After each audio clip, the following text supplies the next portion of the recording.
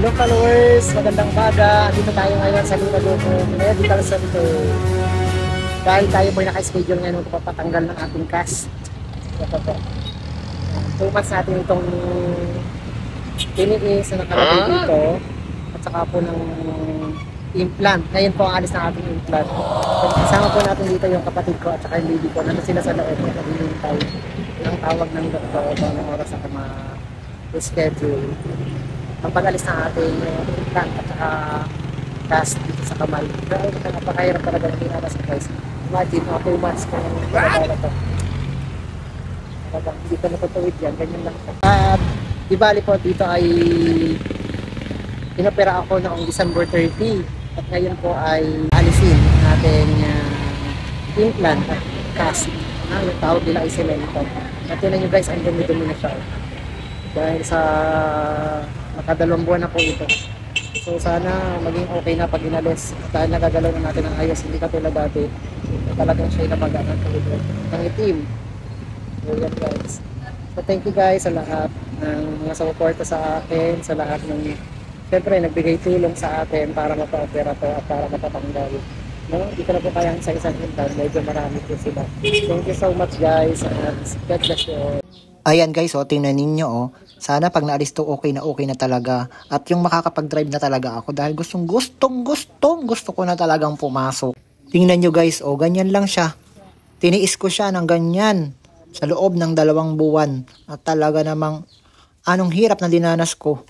At dahil nga ni gabi pa tayo tatanggalan itong ating implant, kumain muna kami dito sa Robinson. Dahil nga bawal na tayong kumain after nitong breakfast, sabi ng doktor. Mabuti na lamang at sinamahan ako nitong aking mabait na ate tingnan mo naman. At dito pa dumayo sa Jollibee ng pagpupuyod ng buhok. Hindi ko na nga kayang puyuran yan si baby ng buhok dahil iisa nga ang kamay kong naikilos ko ng maayos. Ramdam ko din nga nainip na rin itong si baby ko at saka yung kapatid ko. Kaya nakatulog na rin yung kapatid ko dyan sa kahihintay sa amin doktor. At tingnan nyo nga itong aking bunining at nagpakalong na sa akin kahit ako'y nasa wheelchair na.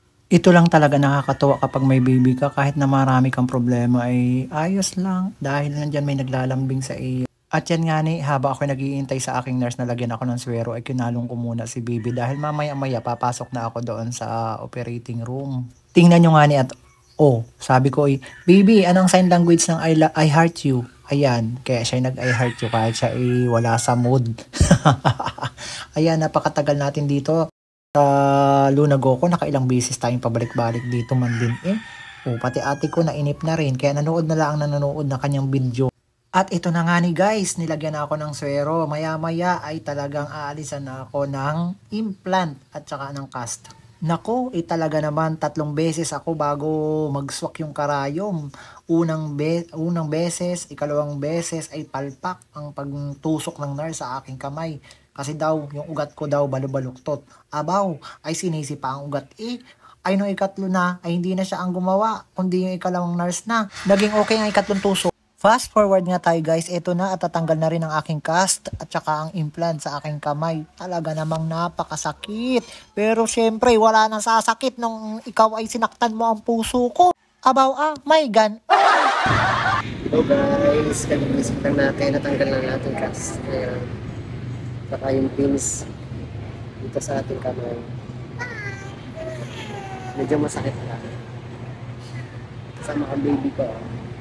Kasama nung inopera ako, kasama din nung tinanggal ang cast ko. Ito na nga ang itsura ng kamay ko guys. Binalutan muna. Talaga naman, napakakati talaga nito noon nung hindi pa ito natatanggal. Hindi ko naman makamot sa loob.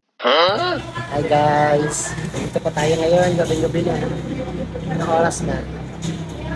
Yan, 8:45. Nako mga beshi, inabot na kami ng 12 o'clock. At siya, babay na at pupunta pa kami pier. Doon pa kami sasakay. Umaga na kami makakarat. Thank you for watching. Bukas na uli ang kadugsong bye bye.